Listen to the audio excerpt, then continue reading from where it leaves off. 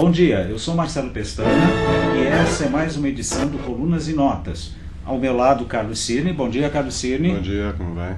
E hoje nós temos uma grata surpresa, a presença da nossa convidada, Mara Carvalho. Bom dia, Mara. Bom dia. Mara, a gente assistiu ontem Atormentado, seu stand-up musical que está lá no Teatro em Cena, na Rua Bagé. Fala um pouquinho disso, Mara. O espetáculo é seu, direção sua, com co-direção da Genilda, né? Isso, é. Por favor, fala um pouquinho pra gente como é que você chegou nesse texto tão delicioso e tão se desnudando tanto. Eu queria juntar, né, unir um pouco das coisas que eu gosto muito de fazer, que é estar no palco e cantar. Então, né, aproveito para colocar isso em prática de uma maneira bem humorada, que é também o que eu gosto de fazer. Então eu fui unindo essas coisas, escrevi o texto, demorei acho que uns 15 dias para escrever, e fui assim com a cara e coragem para me comunicar mesmo, com esse desejo de me aproximar, de ouvir a plateia também, de sentir o que as pessoas querem ver e de me divertir com elas. E ali é uma aproximação, parece que está na sala da minha casa, né? Então isso é uma coisa que me deixa muito grata, assim, e grata principalmente a resposta que eu tenho do público, que é o que mais me agrada, que eu saio de lá com vontade de voltar no dia seguinte para fazer outra sessão, porque é muito prazeroso. A tensão do espetáculo é completamente conquistada pela Mara, porque você se sente na sala de estar da casa dela, um pouquinho mais, digamos, alongada, né, em termos de assentos, né? Mas é muito agradável. Cacá? O que a gente ficou impressionado foi com a primeira qualidade do texto, que é muito gostoso, muito fluido, e a gente percebe que é texto mesmo, que você não está jogando tudo de qualquer jeito, a coisa é bem marcada, mas está muito bem escrito, está muito gostoso de assistir.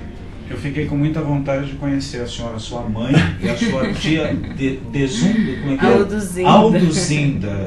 É uma maravilha. A dona Alduzinda. Bom dia, dona Alduzinda. E foi muito despretensioso também, porque eu como artista, o que eu quero é essa comunicação. Então eu não tenho pretensão de fazer coisas que me joguem num patamar assim, ó. Só não é essa vaidade. A minha vaidade é me comunicar. Se expressar. Me expressar, é. Você é, além de atriz, dramaturga, diretora, escreveu alguns textos de muito sucesso para o teatro, roteirizou o Carga Pesada também na Globo, trabalhou em algumas novelas da Globo e hoje você está fazendo Ecos também, uma das atrizes de Ecos. Me conta um pouco disso, porque é um exercício constante de várias áreas que você pratica, e não é todo mundo, né? Eu acho que eu descanso numa fazendo a outra, né? Então, de uma fazendo a outra. Como escrever é um processo muito desgastante. Não que não tenha um prazer absurdo, o prazer é maior do que o desgaste, mas é uma coisa que você não se desprega dali, você trabalha 35 horas por dia. O ato de escrever.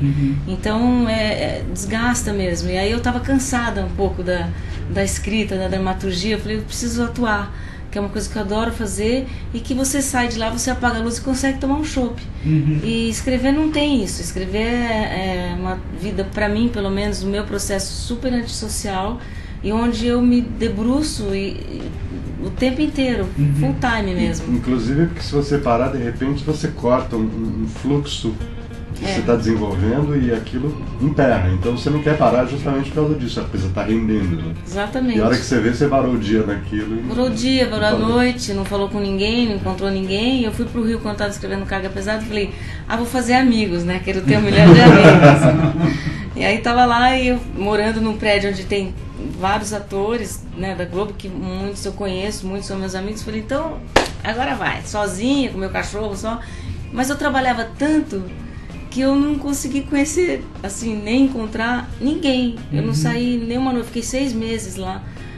Esporadicamente eu ia ver uma peça de teatro, voltava e já voltava pronta, mais estimulada para escrever, porque qualquer coisa que você assista absorve, né? E às vezes sempre... Às vezes dá um estalo de uma coisa que você nem estava esperando e te deu uma ideia, né? Tinha uma coisa na cabeça. E aí eu virava à noite, porque eu tenho essa obsessão também. Não acredito que talvez não sejam todos os autores que têm esse estilo de vida, mas o meu é assim, é obcecado mesmo, obsessivo. Então eu não sei a hora. Eu simplesmente vou virando. Quando eu vi, eram 6 da manhã, eu já descia, já corria meus 10 quilômetros, já voltava e começava a escrever até dormir, dormia, acordava não sei que horas e continuava escrevendo. Então absorve demais. E aí eu falei, vou descansar. Pois é, e além de autora, eu sempre gosto de dizer, né, principalmente quando é mulher, que além de tudo é mulher, e tem uma carga muito maior nisso, né? Mãe, mulher, dona de cachorro, tudo isso toma um tempo danado. Então as pessoas, quando veem uma cena no ar ou vão ao teatro, acham que apaga a luz, vai pra pizza, como você diz no Atormentada, e é lindo, não é? Tem um monte de suor em tudo, não é, Mara? Tem, bastante, há muitos anos, né? Não é? Há muito tempo, porque eu sou um artista que sempre trabalhou. Eu nunca fui uma pessoa que fiquei parada. Então eu transito de uma área para outra com a necessidade também de pagar minhas contas, porque eu preciso pagar, eu não tenho ninguém que faça isso por mim, né? Então eu sempre trabalhei demais, assim. Só que eu tenho um prazer pela vida e pelo meu trabalho que me faz essa pessoa feliz sempre. Então isso eu sou grata a Deus e a mim de conseguir ter essa vibração, essa vibe de ser desse jeito, de conseguir fazer com que as coisas fiquem leves para mim, mesmo cansativas e às vezes pesadas, né? Então... Eu ontem cheguei... Vamos aproveitar, vamos passar o clipezinho. Vamos ver o clipe, um pedacinho de Atormentada. Atormentada, que é muito divertido.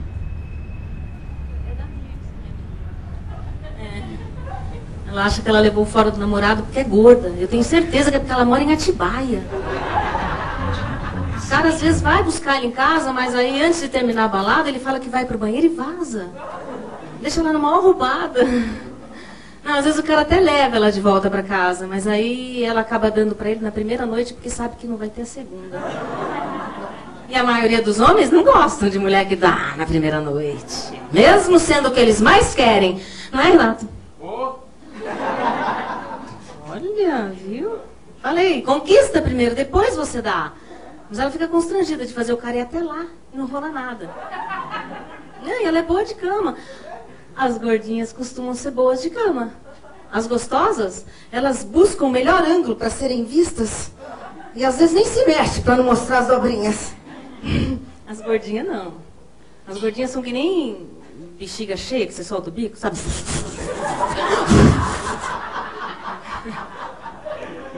Nessa época eu tava de salto alto, então... Você fazia cena de salto alto nessa época. Haja equilíbrio, né? Gente, o espetáculo é uma delícia, vocês precisam ir ver o Atormentada, que está lá na Rua Bagé. 308. De quintas-feiras às 21h13, e existe uma razão para os 13 minutos, mas a gente não vai contar isso. Você tem que assistir para descobrir por que 13 minutos. Que a gente foi com a pulga atrás da orelha, mas por que 21h13 e não 15 ou 30? E Mara, você é uma surpresa cantando. E o repertório é uma delícia. Não existe a ideia de um CD, de um... Então, como eu te falei, eu fui muito despretensiosa nesse projeto, né? E uma das coisas que eu queria fazer é cantar, porque eu sempre me preparei para cantar e nunca ninguém me convida para fazer musical, porque quando eu tenho vergonha. Agora eu fui fazer a minha inscrição pro Rei Leão, falei, vou fazer a inscrição. Aí quando vem assim, musicais que você já fez, experiências anteriores, não tenho nada para pôr, nenhum musical, nada, não consigo. Então eu mando assim, já sabendo que não vão me chamar. Porque são pessoas que vêm de fora, então o meu perfil não é um perfil que se encaixa no musical. E eu sempre estudei e nunca consegui fazer, porque agora os musicais estão fortes aqui. Eu comecei a estudar para fazer My Fair Lady com o Jorge Tacla, eu e o Fagundes, há, sei lá, 15 anos atrás. E aí eu me encantei pelo canto e também minha professora me estimulou, dizendo que eu tinha condições vocais. Eu comecei a estudar canto lírico. E eu fiquei tempo estudando. Mas você tem, sim. E aí eu não desenvolvi, quer dizer, com tanto trabalho, tanta carga horária também, eu não conseguia me desprender, fazer só aquilo, ou uma outra coisa, né? Então eu fico diversificando, acaba esquecendo um pouco o outro lado. E dessa vez eu falei, não, sacanagem também eu ter estudado e não cantar, vou cantar. Então eu coloquei, mas muito despretensiosamente. Agora, com o resultado do espetáculo, que as pessoas, a maioria me fala, você tem que gravar um CD, você tem que cantar, algumas falam assim, você tá na profissão errada, você tinha que ser cantora. Eu falei, uau, agora que você me avisa, não é? Falei, nossa, só me falta, né? Porque uma das brigas, uma das discussões que eu tenho com meu filho é a falta de foco, por focar demais. Eu falei, mãe, para um pouco, faz uma coisa só. Ai, não consigo. Você tem muita energia, isso passa durante o espetáculo inteiro para quem está assistindo? Que você... Não, mesmo conhecendo pessoalmente, a gente toda vez que se encontra não entende como é que você consegue estar naquela alegria, aquele sorriso, assim, 9 horas da noite, está todo mundo acabado e você chega no lugar, tá linda, sorrindo, como assim? Mas é verdade. Como é possível? É. Daí a gente entende a coisa de ter sido atleta, de se exercitar muito até hoje, quer dizer, tudo isso dá um gás que as pessoas não têm normalmente. Pois é, você foi uma atleta várias vezes premiada, né? Você conquistou algumas coisas, nadou bastante. E tem isso tudo dá um preparo físico bastante grande, inclusive para abraçar essa carreira que não é fácil, todo mundo fica só no lado do glamour, foi na festa, apareceu na foto. Não é isso, é uma relação 24 é bem mais horas. Profundo, é. E por incrível que pareça, esse excesso de atividades, no Brasil, não sei, talvez outros lugares também, tem um certo preconceito. Quando você vê lá atuando, escreveu e fez, parece que você fez em casa, né? Uhum. Então tem um preconceito assim de enxergar com olhos de que você quer angariar todos os méritos para você. Ou até que a coisa não tem o devido valor, porque afinal de contas você fez tudo aquilo mesmo, então deve ser fácil. Deve ser fácil, E aí eu penso, mas tem o Woody Allen, ele faz tudo isso também e todo mundo acha genial. Então talvez um dia eu consiga ultrapassar a barreira do preconceito nesse sentido. Eu tive problemas para escrever para Globo porque eu sou ex-Fagundes. Eu tive várias coisas por isso que ali tem essa exposição de uma maneira muito bem humorada, porque eu só rindo disso, não tem outra saída. Eu falei, e o tempo vai me dar esse mérito. Claro que eu queria antes, né? Sim, né? Mas quanto antes melhor. Homenagem boa é em vida, né? Aposto, mas eu acho uma porcaria. Não tem sentido. Não tem o menor sentido. E aí eu acho que só o trabalho me faria chegar nesse ponto. E o bom humor. Então, à medida que eu não perder esse humor, eu vou ultrapassar isso de uma maneira mais leve do que... Eu acho que você já ultrapassou. Deixa eu só pedir para colocar no ar o slide com o serviço do espetáculo, para não ficar muito em cima do nosso break e tal. Não deixem de assistir, vocês vão se divertir extremamente. Não é só se divertir porque é engraçado, não. Ele é engraçado, ele é inteligente. Pensar, ele é inteligente e você canta. E me permita, é elogio, extremamente corajoso. Extremamente corajoso. Tá? Obrigado, Mara, por você ter vindo aqui conversar com a gente. Eu acho que... desculpa. Claro. Só para complementar, corajoso na medida em que você não põe firula em cena e também não se vitimiza. Pelo contrário, a gente sai de lá achando, legal, ela se ferrou, mas ela deu a volta por cima, ela tá no salto, entendeu? Tá maravilhoso. A gente achou muito divertido. Muito divertido, e recomenda gente. Que vocês assistam. Atormentada, quintas-feiras, 21h30. 21h13? 13. 21h13, no Teatro em Cena, Rua Bagé. Vila Mariana. Rua Bagé 308. Isso. Vila Mariana. Obrigado, a gente vai pro break e volta já. Obrigado, Mara.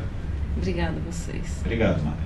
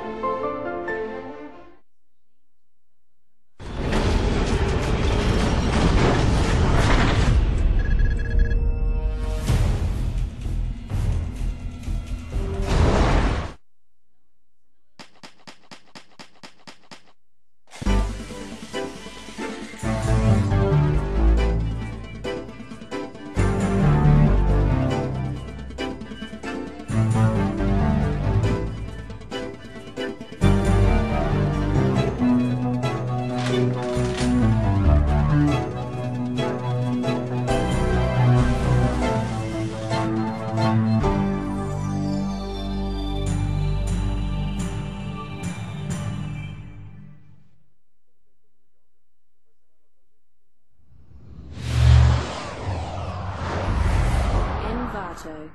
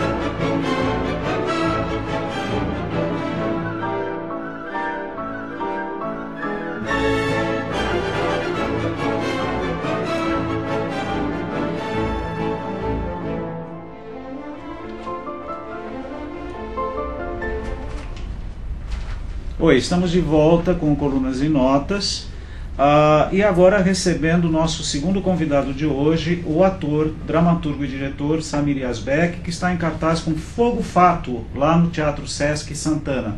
Bom dia, Samir. Boa tarde, desculpe. Boa tarde, Samir, bem-vindo. Tudo bom, Carlos? Tudo bem? Tudo bem, graças a Deus. Samir, a gente tem aqui uma verdadeira relação de enciclopédia a seu respeito, e é uma produção em tanto e num curto espaço de tempo, né, Samir? Fala um pouquinho pra gente, acho que vamos começar com Fogo Fato, né? Você e o Hélio Cícero estão lá. Exatamente, bom, eu e o Hélio já é uma parceria aí longa, né, de 12 anos, né? A gente começou em 99, que foi o nosso primeiro trabalho, que foi o Fingidor. E de lá pra cá a gente grudou, né? E continuamos aí, o Fogo Fato já é acho que quinto trabalho de vocês. E talvez seja o mais radical assim de todos eles, né? O mais radical no sentido assim do experimento, da exposição, de fazer aquilo que a gente almejava fazer num determinado momento, mas nem sempre aquilo que a gente quer fazer a gente consegue. Então a gente está muito feliz assim por vários motivos, por estar conseguindo realizar um projeto do jeito que a gente queria. O que eu acho muito interessante é que normalmente nos teus trabalhos a gente tem alguns temas contundentes que são apresentados de uma maneira que não é um choque. Quer dizer, você começa a assistir, por exemplo, a entrevista, você começa a assistir uma entrevista e de repente aquilo vai ficando pesado e vai ficando denso, e tem uma razão para isso, não é aquele pesado gratuito, não é para derrubar a plateia. Mas acaba te envolvendo, e a hora que você vê, você está pensando em coisas muito importantes do que poderia ser só uma preparação para uma entrevista. O espetáculo que o Carlos está citando é um texto teu de 2004, com direção e interpretação da Lígia Cortez, aliás, do Marcelo Lazarato, com a Lígia Cortez. Exato. Aonde uma atriz se desnuda numa relação, durante uma entrevista no ar, a relação com o marido. Isso como é que a gente pode colocar? Um desnudamento no ar. Público. Um desnudamento público no ar. Como se fosse aqui agora, a gente... Começar a lavar uma velha roupa suja, assim, de... Exatamente. X anos de relação. Essa coisa que o Carlos está dizendo é bem interessante, assim, que a gente nem sempre para pensar no próprio trabalho, ou percebe certas coisas que os outros veem, né? Como você está dizendo agora. Mas acho que faz todo sentido. Que é uma coisa assim que vai indo aos poucos, como se a gente tivesse que penetrar algumas camadas para poder descobrir ou desvendar alguma coisa. Exatamente. Tem a ver um pouco. Normalmente o ponto de partida é uma coisa razoavelmente leve, ou uma coisa simples. e que se desmembra, né, numa malha de informações e de relações que é completamente absurda, assim. Eu citei a entrevista porque é basicamente uma pessoa em cena, quer dizer, Marcelo faz algumas intervenções e é basicamente a Lígia. Exatamente. Mas você enxerga toda a vida daquela pessoa, a relação dela com o marido, com o ex-marido. Eu acho bacana você falar isso, porque a gente está num momento assim que a gente trabalha muito, né, para que o teatro, vamos dizer assim, se expanda um pouco além, né, do interesse das pessoas que fazem teatro ou discorrem sobre teatro, ou seja, para o público. Atinge público mesmo. Exatamente, né? Acho que, e quando atinge o público, normalmente atinge dessa maneira que você está colocando, quer dizer, o público não está muito preocupado com as nossas experiências, o público não está muito preocupado com a forma do trabalho, com a linguagem. Ou se você passou 10 anos pesquisando Dostoiévski para tirar um texto de 90 minutos, exatamente. Não é isso. O público está preocupado com isso que você falou. Tocou, me fez pensar alguma coisa, me fez sentir alguma coisa. Exato. Essa é uma peça que eu posso indicar para alguém. A gente vê aqui o famoso boca a boca, que eu acho que funciona muito, né? Vocês estão em cartaz no Teatro do Sesc, que a gente no Teatro do Sesc Santana, que a gente adora dizer que é o verdadeiro Ministério da Cultura do Brasil.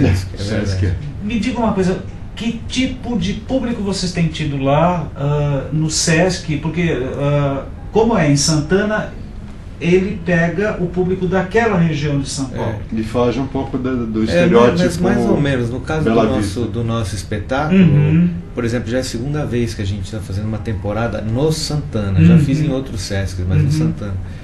E tem se repetido uma tendência que a gente tinha verificado da outra vez, que o público vai.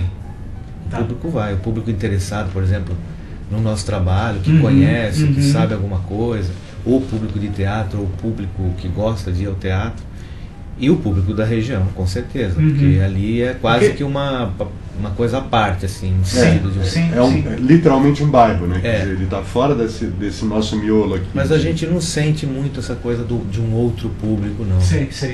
Mas eu quis colocar isso, inclusive, para dimensionar o trabalho que o Sesc faz, que eu acho que é de culturação. Por assim dizer. Ele vai para regiões que ele sente no estado ou na capital, lugares onde ele sente que existe uma carência tanto esportiva quanto cultural, e instala unidades absolutamente completas, né, que cobrem todos. Então por isso que a gente fala, e eu sempre gosto de dar essa... E quando a gente fez em Santana, em 2006, o Invisível, eu lembro que era uma das primeiras peças, assim, o pessoal estava bem apreensivo, e aí começou um trabalho, e hoje eles dão esse retorno, assim, quer dizer, existe um público local que vai, e existe o público de São Paulo, que quando tem alguma coisa que interessa também vai. Eu queria aproveitar, a gente tem um clipezinho, uma cena curtinha do Folha de Cedro. Folha de Cedro, que é um outro espetáculo teu que foi premiado, enfim, fez bastante sucesso ano passado. E eu queria passar para o pessoal ter uma ideia daquilo que a gente estava falando, que é a coisa do assunto maior discutido dentro do microcosmos, né? Legal. Vamos dar uma olhada. Por que esse cara? É que ontem eu recebi uma correspondência de um amigo. Qual, Sadik? Um jornalista lá do Rio. Que tem? Ele me escreveu falando sobre o risco dessa obra não continuar. Essa história de novo? Mas parece que agora o governo está desistindo do projeto. Por que amigo fala coisa dessas? Ele é jornalista, não? Para que o governo vai fazer isso e logo agora que o país ganhou a Copa Mundial de Futebol? Mas uma coisa não tem nada a ver com a outra. Ivanês, parece que essa obra só está servindo para os militares aprovarem projetos agropecuários e distribuir terra para os fazendeiros. Essa é coisa de comunista. Meu amigo não é comunista. Mas pense agora. O que você sabe sobre os comunistas? Quer acabar com o Brasil? Se você soubesse o que está acontecendo lá no sul. Fala! Estão prendendo, torturando e até matando o que eles consideram subversivos. Por que esse cara? Então, você estava falando que você tem saudades e que é divertido ver de fora. Ele falou porque agora eu estou fazendo de dentro, né? Do Fogo Fato eu voltei a trabalhar como ator. Coisa que você não fazia há bastante tempo. Coisa que eu não fazia e não queria fazer, estava nos planos, não é uma coisa assim que eu acalento, falo, vou trabalhar como ator, quero trabalhar como ator, né? Mas como é um projeto assim, muito específico, muito particularizado, E a recriação do mito do Fausto tinha a ver exatamente com a questão de transformar Fausto num escritor em crise. Então era muito material pessoal meu. Fora isso, tem a minha relação com o Hélio. O espetáculo não deixa de ser também um pouco a nossa história, a minha história e a história do Hélio. E também discute um pouco o teatro, então tem um pouco de metateatro. E por tudo isso eu acabei, vamos dizer assim, cedendo à pressão mesmo do Hélio, para que eu fizesse como ator. E graças a Deus, para quem me conhece, a peça está passando tranquila. Para quem não conhece, não faz a menor diferença. Ou seja, está passando tranquilo também. Então é uma coisa assim que está... Mas está sendo uma experiência bem... Dá pra gente uma sinopsezinha assim, bem curtinha do... O Fogo Fato é um encontro de um escritor em crise com um Mefisto que não encontra mais lugar no mundo contemporâneo, dada a liberdade com que os homens têm praticado o mal. Então, quer dizer, não há mais espaço para esse Mefisto. E o escritor em crise, depois de ter tentado de todas as formas resolver, entre aspas, os seus problemas, as suas crises, as suas angústias, procura, como último recurso, Mefisto. Mefisto marca o encontro num teatro. E o escritor faz tudo bonitinho, a única coisa que ele não faz é que ele desacata aquilo que foi previamente combinado através de uns Sim. Como é que chamam? Os mediadores, né? É chamar o público. Então esse escritor chama um público para presenciar um encontro entre ele e Mefisto. Coitado do Mefisto, já está tão ferrado, ele ainda sacaneia. O Mefisto já começa a peça enlouquecido. Inclusive, os primeiros minutos da peça tem um pouco essa característica que você estava citando há pouco, de ser uma coisa mais engraçada, de ser um jogo mais cômico, mas a conversa dos dois acaba indo para uma direção assim bem... Ou seja, é um espetáculo que mostra o mundo contemporâneo, o dia a dia. Se você abre a página de política ou a de economia hoje em dia, você tem vários encontros como os que vocês estão apresentando lá no teatro, né? Exato. Está muito difícil, né, hoje você conseguir superar a leitura de um jornal sem ter algum tipo de incômodo.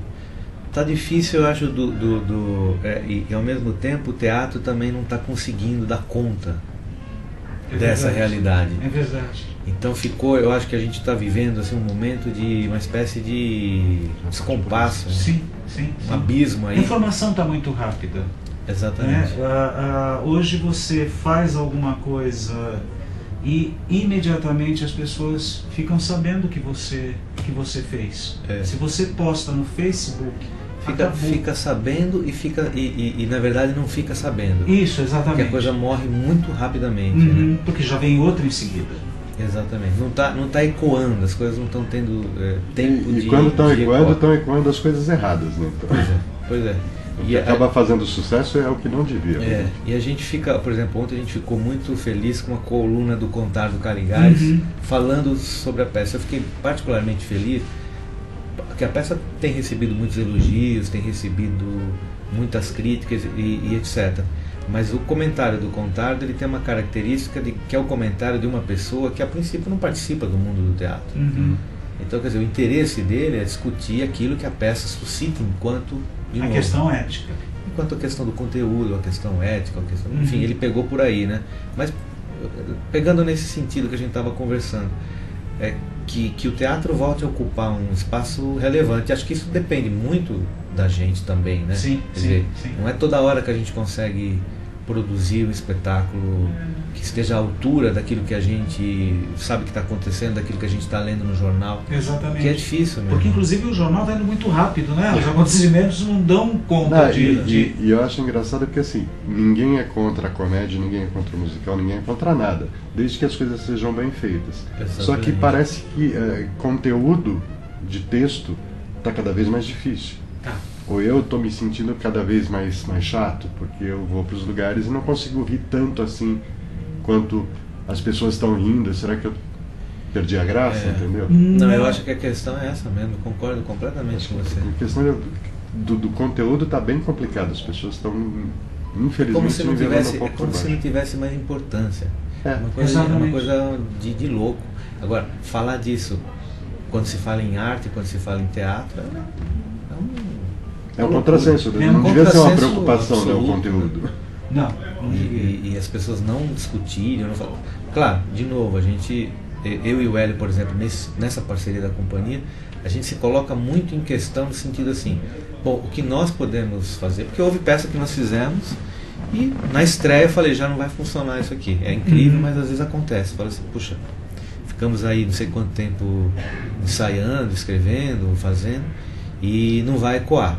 E tem peça que na estreia você fala assim, agora vai. Então tem um trabalho assim de pensamento, de reflexão no sentido das nossas inquietações, das inquietações dos outros, de como fazer com que uma coisa, né, corresponda à outra sem fazer concessão. Então é um trabalho grande assim de toda uma equipe, né, de todo um grupo de pessoas que se envolvem nisso.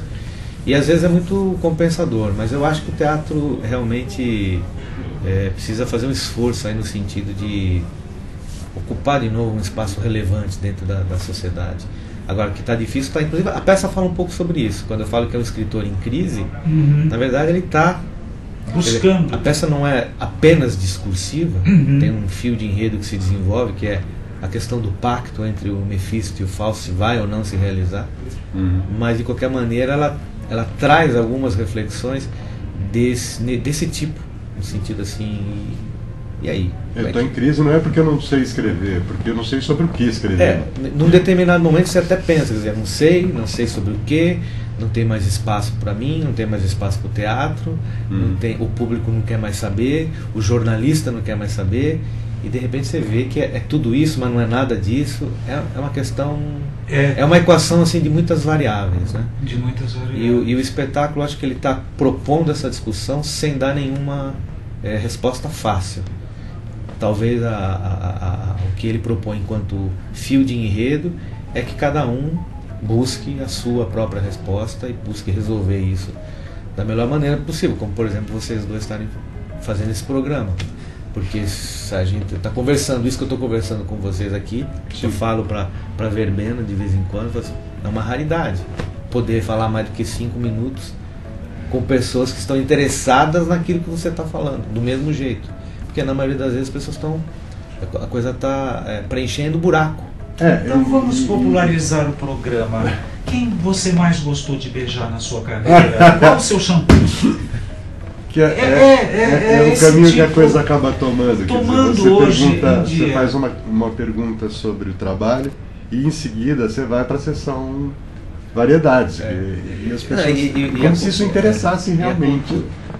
Mas para muita gente está interessando, tem audiência e eles estão. É verdade. As pessoas não estão fazendo também o papel de formador de opinião. Sim. Né? Mas eu não quis ofender ninguém, eu só fiz uma colocação como público, que eu fico estupefato em casa quando alguém sai do trabalho e pergunta sobre o shampoo.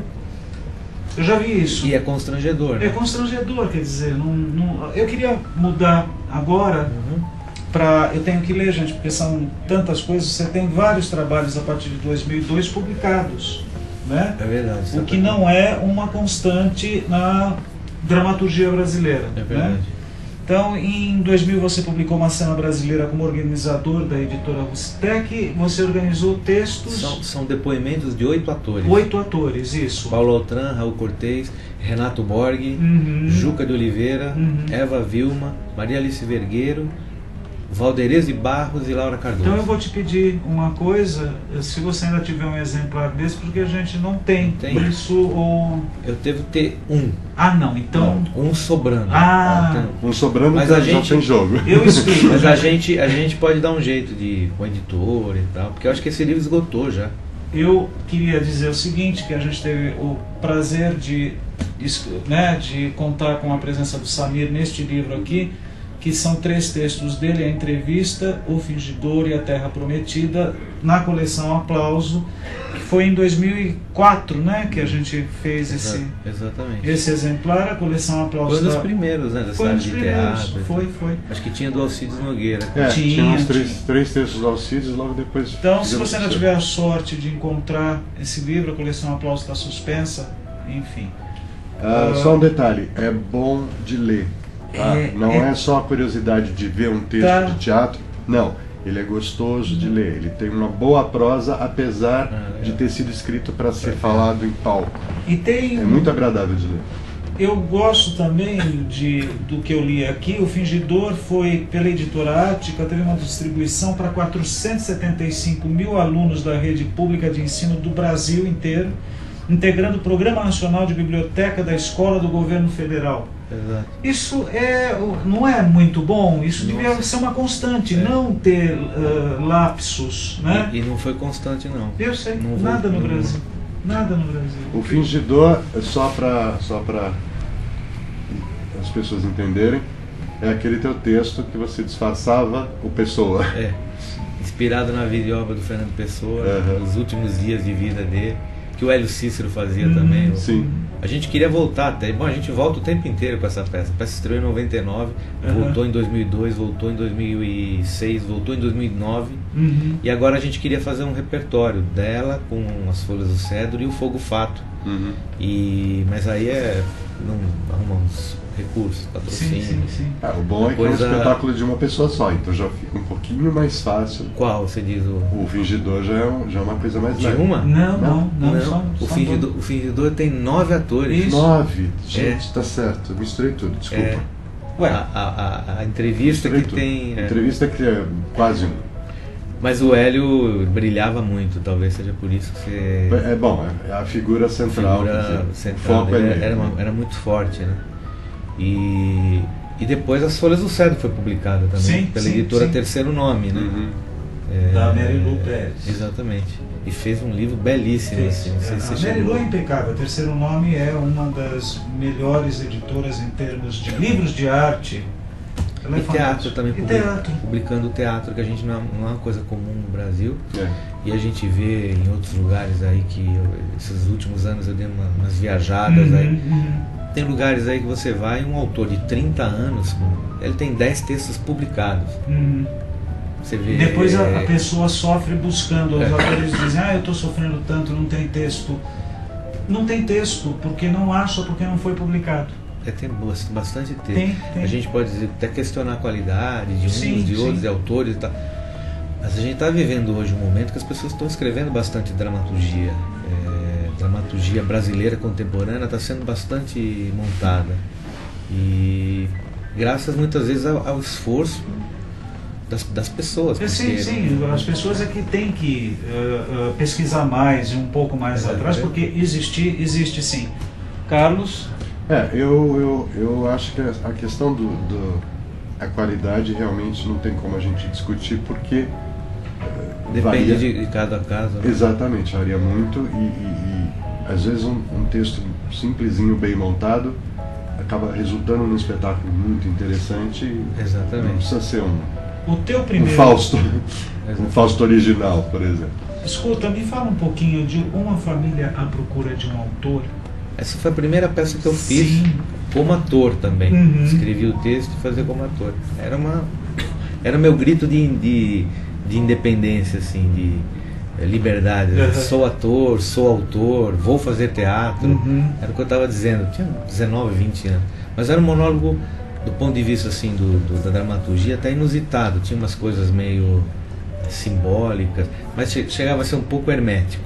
Essa Uma Família à Procura de um Ator era uma brincadeira em cima do Pirandello, dos 6 personagens, e a situação da peça era um ator consagrado que voltava para sua terra natal e encontrava apenas os destroços da sua casa, da casa da sua família. A tartaruga da sua infância ele encontrava, e ele contracenava com essa tartaruga, entre outras coisas. Era uma viagem, assim. Era uma peça, digamos assim, o personagem é um ator consagrado. Eu tinha 20 anos, né? Quer dizer, mas fiz como ator também. E foi uma das últimas vezes em que eu trabalhei como ator. Depois, com 24 anos, 25, 26, eu fiz o Zé Vicente, o Assalto. Aí eu falei, não, agora não trabalho mais. Larguei dessa vida. Larguei dessa vida de ator. E aí o Hélio Cícero, o responsável, ele fala, não senhor, vem cá, vamos fazer essa peça. Mas é que era muito próximo a vocês, né? Quer dizer, o espetáculo tinha muito a ver com as suas trajetórias. Então, exatamente. Até você treinar alguém para fazer o que você está fazendo, era preferível que você fizesse, porque você tinha todo o background. E também uma coisa interessante que muitas vezes as pessoas desconsideram, quer dizer, eu estar fazendo a peça como ator foi uma coisa muito importante para eu escrever o texto. Eu não teria escrito o texto. Por exemplo, estava falando para a Verbena, hoje tem peça lá, sexta-feira. Tem uns 5 minutos de texto novo. Sábado passado, segunda semana do espetáculo, tinha 5 minutos de texto novo. Ou seja, alguém precisa te amarrar na cadeira para você não sair emendando coisas. Me amarrar e amarrar o Hélio também. Porque o Hélio, dessa vez, ele colaborou bastante na dramaturgia. Tanto que na ficha técnica ele como coautor. Porque ele deu muitas ideias, ele tem textos dele, discutiu muito o universo comigo. Então ele também está nessa. Então a gente não está parando assim. Toda sexta tem 5 minutos de peça. Mesmo porque a peça começou muito curtinha, 40, 45 minutos. A gente queria fazer ela chegar pelo menos até 1 hora, né? Olha, eu estou achando super interessante para as pessoas, principalmente porque vocês vão ter uma oportunidade de ver um trabalho em progresso. É verdade. Você não está fechado. A questão não está fechada ainda. O tema é meio denso, até cabe você Cabe muita coisa. É muito vasto o assunto de Fausto. Quando a gente começou a pesquisar, dá vergonha de saber o que nós não sabemos, sabe? Porque Fausto do Goethe que é o mais conhecido, mas aí tem o Fausto do Pessoa, do Marlowe, do Paul Valéry, Thomas Mann, cineastas. Nossa, é uma infinidade, versões que a gente não tem acesso porque não conhece a língua, é muita gente. E claro, a gente tinha esse desejo de fazer uma versão que fosse nossa e contemporânea. Num certo sentido, eu esqueci todos esses autores, senão teria me travado completamente para poder fazer essa versão. Mas agora que a peça estreou, a aceitação tá bacana, a gente sente que tem mais coisa. E é nesse processo que a gente está indo, assim. Inclusive porque é uma questão que inclusive está sendo, na realidade, reescrita nesse momento. Enquanto a gente está falando aqui, outros pactos estão sendo feitos. Exatamente. A gente está na Avenida Paulista, no coração financeiro da cidade, o deve ter algum pacto. O reino do pacto. Alguma coisa deve estar acontecendo. Muitas coisas, né? Não é? E a gente, é verdade. A peça discute muito essa questão, né? Até onde a gente vai, até onde as pessoas vão, o que é ética, o que é moral, o que é você vender a alma hoje em dia, principalmente no contexto da peça que é um contexto não religioso. Ou seja, se a gente fala de religião, fala de espiritualidade, fala não tem a nesse culpa sentido. cristã embutida na coisa. E quase todas as versões do mito, elas nasceram ou no cristianismo ou no protestantismo. Então, de alguma maneira, Fausto ou era resgatado pelos anjos no final, ou era condenado ao inferno mesmo, por ter aceitado, ter feito o pacto. Na nossa peça não tem essa, é realmente um Mefisto humanizado. É um diabo em crise, porque não encontra mais lugar nesse mundo. A competição está grande, né? Tá grande para ele, só que ele vislumbra nesse escritor uma possibilidade de ter alguém que reescreva o mito Fausto, mito Mefisto no mundo. Então ele procura esse escritor para isso, de alguma maneira. Ele também quer a alma, mas a alma o escritor não dá. E aí tem a ver muito com os meus embates, até certo ponto eu vou, além disso realmente não me interessa. E esse escritor também tá em crise, e o contato dele com essa sombra, com esse mal, é muito importante para ele se tornar um artista mais comunicativo, que fale ao coração das pessoas. Antigamente você vendia a alma, as pessoas vendiam a alma por uma questão, né? Por um compromisso. Hoje elas estão loteando, a alma virou um condomínio. Essa é quase uma frase do Mefisto na peça. Ele fala isso aí com outras palavras. Não é? Eu acho impressionante o que as pessoas têm feito. Vamos aproveitar e mostrar o serviço do espetáculo para a gente poder fazer a agenda depois. Tá legal. Samir pode ficar mais um pouquinho com a gente? Você faz a agenda com a gente? 5 minutinhos só para a gente fechar a agenda. Então, o Fogo Fato está lá no Teatro Sesc Santana. que fica na rua Luiz Dumont Vilares, 579, em Santana. Sextas e sábados às 21 e domingo às 18. Ingressos padrão Sesc de qualidade, ou seja, de 5 a 20 reais. É bom, bonito e barato. Não dá para entender como é que eles conseguem, mas eles conseguem. E esse fim de semana aqui tá na virada cultural, né? Tá na virada cultural. Eu acho que sábado e domingo deve fazer parte da virada porque está dentro do horário. Né? E vai até 27 de maio. Até 27 de maio. Não deixem de assistir. O espetáculo é muito interessante. Mais 4 semaninhas aí. Oh, que maravilha. E a gente vai aproveitar agora e entrar na nossa agenda da semana. Tá bom, então Os espetáculos que estão saindo de cartaz. Gente, última semana, Abrigo. Texto de Rafael Ramos, com direção Darson Ribeiro, com Henrique Ponzi. Está no Sesc Consolação, na Rua Doutor Villanova, 245, na Vila Buarque. Segundas-feiras, às 21 horas, até a próxima segunda, dia 7 de maio. Os ingressos padrão Sesc de qualidade, de R$ 2,50 a R$ 10, tá bom? Os Amigos dos Amigos. O suspense mostra pessoas que viram os fantasmas dos pais no momento em que morriam. Texto e direção de Cássio Pires, com Juliana Ianina e Vitória Camargo. É bonito esse espetáculo. Ah, você assistiu? Ele participou, eu fui um dos curadores do Festival da Cultura Inglesa. Do Teatro Cultura Inglesa. E ele foi um dos escolhidos. E resultou num trabalho bem bonito. Tá saindo esse fim de semana agora, dá tempo de ver ainda. Olha, com texto e direção de Cássio Pires, né? Isso eu já falei. Teatro Cultura Inglesa Pinheiros fica na Rua Deputado Lacerda Franco, 333, em Pinheiros. Sábados e domingos, às 20h30, até agora, o próximo domingo, dia 6. Ingressos R$ 20. Isto é o que ela pensa. Uma mulher de meia idade idealiza uma família aparentemente perfeita enquanto perde o contato com sua realidade monótona. O texto é do Alan Ayckbourn, com direção de Alexandre Tenório, com a querida Denise Weinberg e a Clara Carvalho, entre outros. Centro Cultural Banco do Brasil, Rua Álvares Penteado 112. Sextas e sábados às 20, domingo às 19, último domingo, né, do espetáculo, ingressos a R$ 6. Oh Brother! O espetáculo inspirado na Comédia dos Erros de Shakespeare mostra a busca de dois rapazes por seus irmãos gêmeos. A família foi separada logo após o nascimento das crianças durante uma revolução no Oriente Médio. A montagem é encenada em inglês. Texto de Donald Driver, com direção de Albano Sargasso.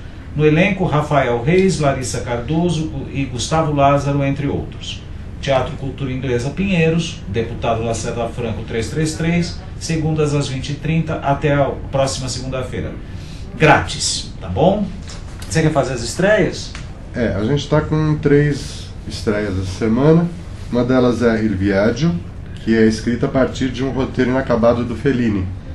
A peça mostra um músico que, após um acidente, acaba em uma cidade desconhecida com personagens estranhos, ou seja, Fellini puro, né? Texto do Fellini, adaptação de Marcelo Rubens Paiva, direção de Pedro Granato, com Ézio Magalhães, a Beth Dorgan, Helena Cerello, entre outros. Está lá no Sesc Bom Retiro, na Alameda Notman, 185, é o espaço novo do Sesc, lá nos Campos Elíseos. Isso. Sextas às 20, sábados às 19, domingo às 18, até dia 10 de junho, com ingressos de R$ 6 a R$ 24. Quer que eu leia alguma? Outra estreia é Outros Tempos. É um texto onde Kate, o marido, recebe uma visita.